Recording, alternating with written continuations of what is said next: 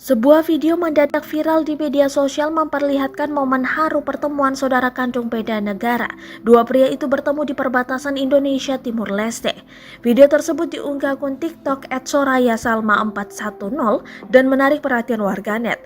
Dalam unggahannya terlihat dua pria yang berdiri dipisahkan portal panjang. Diketahui portal tersebut merupakan pembatas dan sebagai pemisah antar dua negara, yakni Indonesia dan Timur Leste. Mereka pun saling berbicara melepas rindu. Di samping kiri kanannya juga ada beberapa orang lainnya yang menyaksikan pertemuan tersebut. Bahkan saat bercerita keduanya menitikkan air mata dan orang-orang sekitar pun ikut bersedih. Salah satunya juga memberikan bikisan hadiah untuk saudara kandungnya tersebut. Pertemuan itu juga disaksikan para petugas keamanan yang menjaga daerah perbatasan dua negara.